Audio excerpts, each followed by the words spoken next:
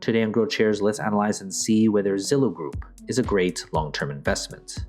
The company analysis is divided into three broad factors: the business, the stock, and the price. Furthermore, these three factors are subdivided into 14 metrics that give us the complete picture of the company. Each factor and each metric are given different weight, together adding up to 100% of the overall analysis. Each factor and each metric are then given a grade from 1 to 100, with 1 being a failed investment and 100 being extraordinary. When everything is put together, a final grade will be given, also from 1 to 100. Most companies that I'll analyze in this channel will hover around a grade of 50. Companies with a final grade of 81 or higher will be included in my Great Investments playlist. Let's first look at the company as a business. The business is the most important part of this analysis. That's why 45% of this analysis is attributed to the business. As Warren Buffett once said, it's far better to buy a wonderful company at a fair price than a fair company at a wonderful price. A stock cannot grow and prosper without having a rock-solid foundation. The business factor is made up of 8 metrics. Basically, these 4 metrics measure how well the company is doing right now. These 2 metrics measure how well the business is projected to do in the future. And these 2 metrics measure the socio-economic impact of the business. In the description below, I have a separate video describing each metric in detail.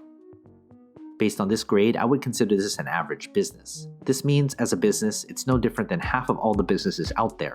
Everything else going forward would need to be good in order to make this an attractive investment.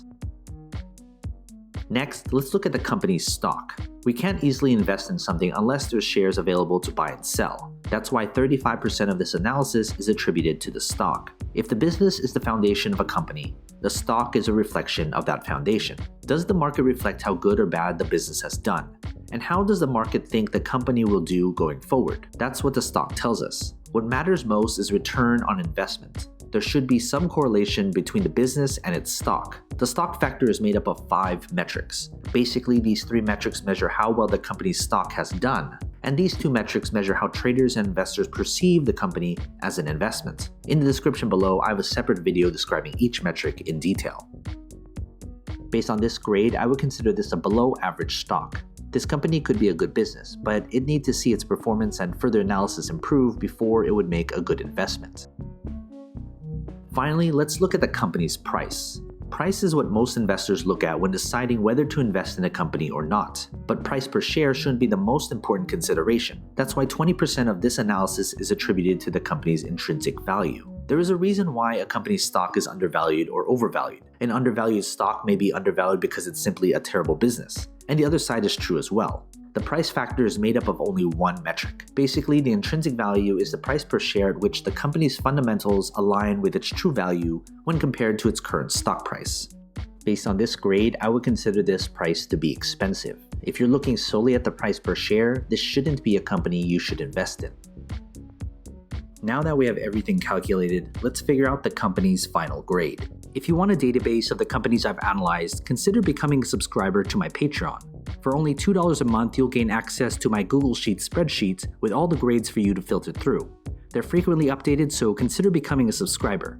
Link in the description below, or head to patreon.com/growthshares. Based on this final grade, I would consider this company a below average investment. This company needs some work, and things would need to change before it gets worse. Some of you will put different importance on different aspects of my analysis. You may solely just be looking at the price per share. Others may look at the business. But if you're looking at this company as a long-term investment, you should look at all 3 factors because it paints the entire picture of the company. When it comes to the final grade, it doesn't necessarily mean I'm bullish or bearish on the company's stock. Grades are adjusted to take into account the company's industry, sector, and competition. Of course, major news does have an effect on the company, but my analysis is built upon a solid foundation that focuses on the long-term health of the company. From time to time, I will reanalyze a company and share it with you. So you've made it this far, shoot me an email. I'd love to get in touch with you and talk more. What company should I analyze next? And do you agree with this company's final grade? If you want me to analyze more companies, hit that like button, subscribe to my channel, and share this video with other investors. And as always, take care of your money.